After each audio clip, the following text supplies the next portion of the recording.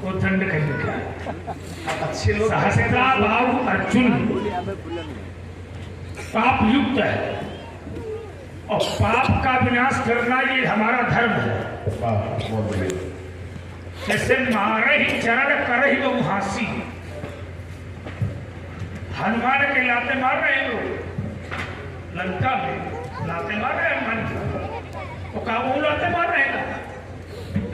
चिंता बस ये करें, वो ये नहीं कह रहे वो तो निशाचर है, वो तो राक्षस है। हाँ, अपनी प्रवृत्ति के अनुसार वो काम करेंगे। अब कोई अगर शराबी जा रहा है और वो तो मालूम उसकी प्रवृत्ति है। अब कोई साधु अगर कहे महात्मा कहे कि लाओ थोड़ी हवा नहीं है, प्रवृत्ति बदल बदलेगी नहीं बदलेगी। तो प्रवृत्ति तब होती है जब वो संगत लेता। यही मैंने उत्तर दिया था कि लाते खाने वाला व्यक्ति और लाते मारने वाला दोनों में अंतर है। गाली देने वाला और गाली खाने वाला। और जहां पाप युक्त व्यक्ति है, ऐसे परमात्मा जो उत्तर दे रहे हो, परमात्मा का नियम यही है जब जब हो धर्म के हानि बाधई असुर अधम अभिमानी तो तब तब उठाई तो विविध शरीर। जैसे भगवान विष्णु की छाती में हमारे बाबा ने लात मारी, विचार करना, तो भगवान विष्णु ने थोड़ी लात मारी, भाई भगु जी ने लात मार दी। तो क्या अर्थ है इसका कि भगवानों लात मार दी भगु जी? इसका अर्थ ये नहीं निकलेगा। पर जो बड़प्पन है वो बड़प्पन किसे मिलेगा? भगवान को। भगवान विष्णु को बड़प्पन मिला। क्षमा वरण को चाहिए छोटन को, उनका कुछ घटता नहीं है रात्मा। विचार करो, इसलिए मैंने ये तर्क दिया था। अब आपने चिंतन दिया छोड़, तुमने कहा पंडित जी मिथ्यावासी थोड़ी है। हमने चिंतन लगाया था, हमने कहा साधु पुरुष ऐसा कहते हैं। तो इन्होंने कहा नहीं, वो मिथ्यावासी लोग नहीं है, वो साधु लोग थोड़ी है। तो मिथ्यावासी है क्या? मिथिलावासी साधु नहीं है, सब नहीं है, ज्ञानी लोग नहीं है, यही है सब। कौन है व्यासी? तो मानस काल में लिखा, कहा पूरे नर नारी सुभग सुची संता। ये मिथिलावासी ही सब लोग संत महापुरुष लोग हैं। पूरी नर नारी सुभग सुची संता। तो कहा धर्मोशील ज्ञानी गुरु, ये सब साधु पुरुष लोग हैं। और जो ज्ञानी होता है उसकी साधुता ही ज्ञान का आधार होती है। ये सदैव याद रखिए। ये बात अलग है जो तुमने उत्तर दिया है कि वो राजा लोग हैं, साधु राजा है, दुष्ट राजा है। तो राजा लोग हैं। अब तुमने कहा कि मिथिला के लोग ये चाहते थे कि ये धनुष तोड़े ना। राजा जनक के प्रण का विरोध मिथिला की हर नारी कर रही है। हर नारी, एक नारी तो दूसरी नारी से कह रही है कि सखी परंतु पन राम न तजी। तो कहा विधि बस हाथों, हाथ मारे भैयाई जबरदस्ती। एरी सखी राजा जनक धनुष तोड़वा रहा है, ये प्रण नहीं छोड़ रहा, ये जबरदस्ती धनुष तोड़वा रहा है। ये बात छोड़ो, यहां तक सीता भी नहीं चाहती थी शंकर का धनुष टूट जाए। अब इससे बड़ा प्रमाण कोई नहीं है। तात दारुण हट ठानी और समुझत नहीं कछु लाभ न। दारुण हट ठानी, मेरे पिताजी ने जो प्रण किया है ये जबरदस्ती कर रहे हैं और ये लाभ और हानि को समझते। मैं नहीं कह रहा, तो शास्त्र प्रमाण है।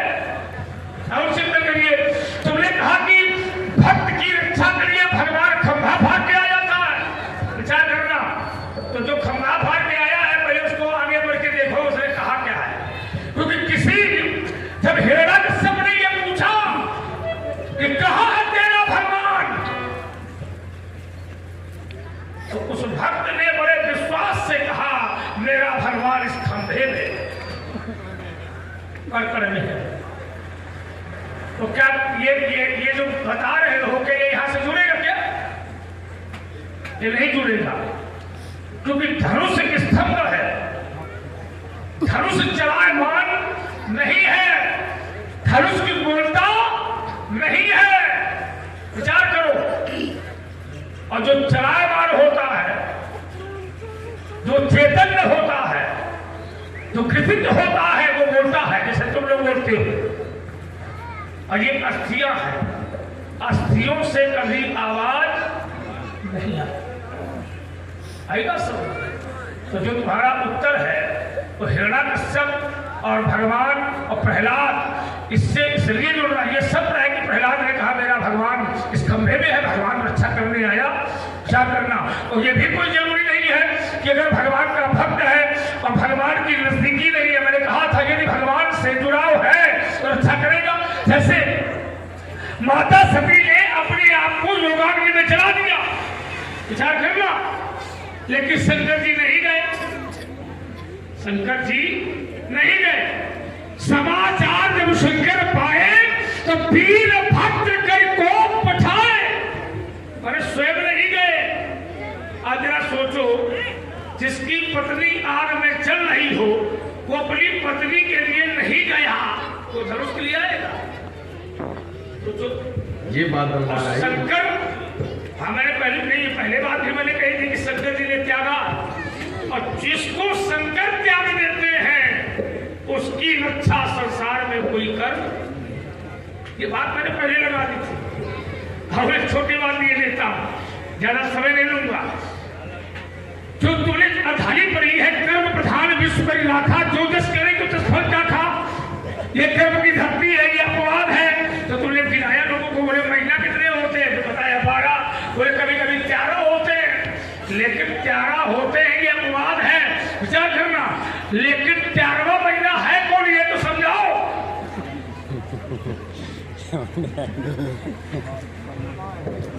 13वां महीना कौन सा है? और क्या आता नहीं, क्या नहीं आता? तो क्या अपवाद है? तुम लोग जिंदा हो या अपवाद है? आता है। तुमने कहा अमुलिया कितनी होती है, तो लोग कुछ लोग सोचने में लगे हुए कि अमुलिया 5 बता रहा है। कितनी अमुलिया होती है? पढ़े लिखे नहीं, अमुलिया कितने पढ़े तुम लोग बताओ। अमुलिया कितनी होती है? 20 भाई, 16 तुम नहीं जानते। अंगुलियां होती है 4, इसको अंगुली नहीं कहा जाता है।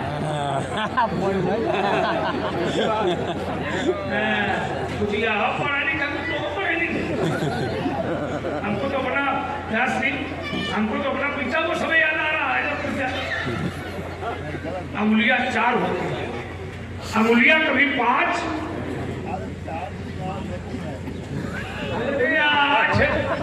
एक हाथ की बता रहा हूं 4। तुम चाहे 8 का हो तो 12 पैसे का हो, तुम कहा हो। अंगुलियां जो है एक हाथ में 4 होती है। अंगूठे को कभी अंगुलियों से नहीं मिलाया जाता है। ये अंग रूपक जो एक शास्त्र है, उसको आप जब पढ़ेंगे तो हर अंग की उपमा अलग अलग दी गई है। अंगूठा अलग है, जैसे अंगुलियां के बराबर थोड़ी है सब। इसको अनामिका है, कोई तर्जनी है, कोई तर्शिका है, तो सब अलग अलग है, इनमें भी अंतर है। अब इनके तत्व भी अलग अलग है। अब तर्जनी है तो उसमें अग्नि तत्व है, विचार करिए। और अगर कनिष्ठा है तो उसमें सूर्य का तत्व है, सब है ना। कनिष्ठिका कौन सी है? अरे वो चंद कहीं के कौन सी है? कनिष्ठिका कौन है? हम बता देंगे कौन सी है, बताओ। हम सब बताएंगे, लेकिन तुम सही बताओ। नहीं, हम तो सही बता ही रहे हैं। देखो तुम तो भाई बीच में प्रश्न अभी देखो, दूध का दूध पानी का पानी नहीं हो जाएगा। तर्जनी कौन सी है और कनिष्ठिका कौन है? अब हम नहीं बताएंगे। अब नहीं बताएंगे, काहे नहीं बताओगे? इसलिए नहीं बताएंगे कि तुम हमसे पूछ क्यों रहे हो, इसका मतलब कुछ। चलो चलो चलो, 4 ऐसा कर लो, 4 है, 4 में 2 तुम बता दो, 2 हम बता दें।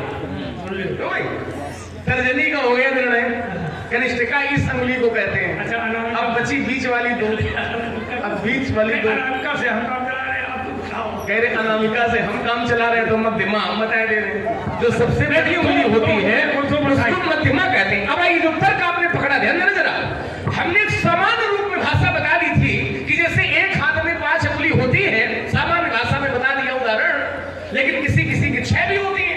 तो हमने कहा ये नियम नहीं बन जाएगा। पुरुषोत्तम मास होता है, लेकिन एक वर्ष में 12 महीने होते हैं, ये नियम है। प्रत्येक वर्ष में 13 महीने, विषय ये था। नियम नियम है, लड़ाई नियम पर होती है, लड़ाई अपवाद पर नहीं होती है। और नियम ये था, सिद्धांत ये था कि कर्म प्रधान विश्व करी राखा, और जो जिस करे सो तस फल, और करे अपराध को और भाव फल भोग, ये अपवाद है। एक उदाहरण से फिर मैं परिवाद्य को सिद्ध किए देता हूं, जैसे समझ लो। देखने में कभी कभी लगता है ऐसा कि अपराध बताओ किसी ने किया और फल दूसरे को भोगना पड़ रहा, लेकिन वास्तविकता में ये नहीं होता। वास्तविकता में वही होता है कि जो जैसा करता है उसको वैसा भोगना। एक उदाहरण से समझ लो। एक व्यक्ति मार्ग से जा रहा था, ध्यान देना जरा। एक व्यक्ति मार्ग से जा रहा था, उसको आम का बगीचा दिखाई पड़ा। तो जब आम का बगीचा दिखाई पड़ा तो आम खाने का मन हुआ। समस्या ये है कि आम देखे नेत्रों ने, लेकिन नेत्र देख सकते हैं लेकिन आम तक जा नहीं सकते हैं। तो देखा नेत्रों ने, गए पैर जा सकते हैं लेकिन आम तोड़ नहीं सकते हैं। तो गए पैर, तोड़ा हाथों ने, हाथ तोड़ सकते हैं लेकिन स्वाद नहीं ले सकते हैं। तो स्वाद लिया जीभ ने, जीभ चख सकती है लेकिन रख नहीं सकती है। चखा जीभ ने, रखा पेट ने। अब इतने में पीछे से मालिक आ गया बाघ का, उसने पीठ में 2 डंडे मार दिए। अब पिटी पीठ, तो परशुराम जी वहीं खड़े थे। उन्होंने कहा बस यही है कि बताओ अपराध कोई करता है और फल किसी को भोगना पड़ा। खाया किसी ने, स्वाद किसी ने लिया, और पिटी पीठ, तो पीठ का क्या दोष। तो वहीं एक श्रेष्ठ व्यक्ति बैठे थे, उन्होंने उत्तर किया कि नहीं, ये गलत है जो तुम कह रहे हो। सही क्या है? पिटी पीठ, लेकिन रोया कौन? रोई आंखें, और शुरू कहां से हुए थे? आंखों से। तो घूम करके फिर वहीं आ जाओगे। इसी को कहते हैं कर्म प्रधान विश्व करी राखा, और जो जिस करे सो तस फल। देखने में ऐसा लगता है कि अपराध किसी ने किया है और फल किसी को भोगना पड़ रहा है, लेकिन वास्तविकता में ये नहीं होता है। वास्तविकता का सिद्धांत ये कहता है, शास्त्र कहता है, जैसे महाराज क्या कहता है, एक प्रमाण में ग्रंथ से दे देता हूं। क्या है?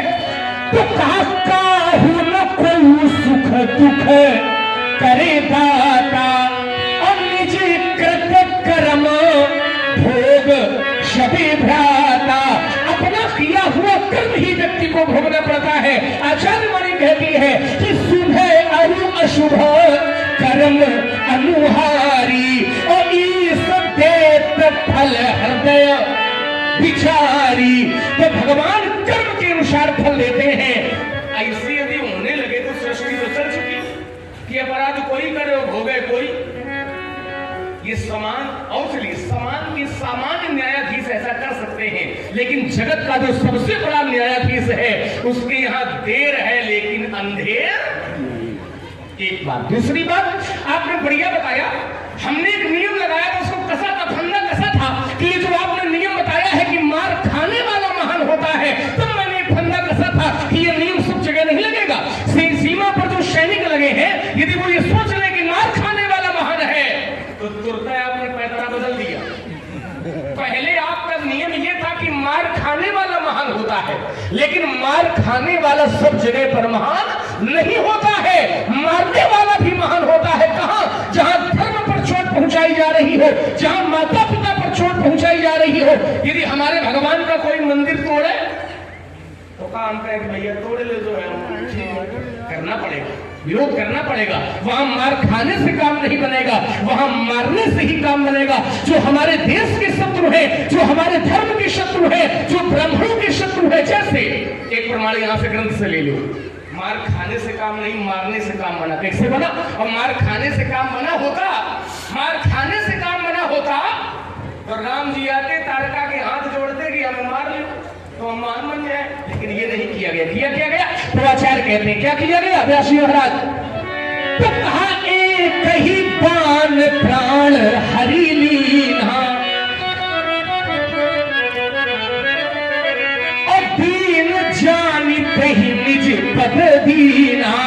तो जो हमारे धर्म पर अत्याचार करे, जो पापी व्यक्ति है, जो पाप करे, उसको मार खाने से नहीं बल्कि मारने से ही तुम्हें महानता प्राप्त होगी। दूसरी बात। तीसरी बात, अब आपने एक चिंतन और दिया महाराज, आपने कहा कि सती माता जैसे जल गई, सती माता जैसे, और बड़ा ही सुंदर संवाद चल रहा है हमारे आदरणीय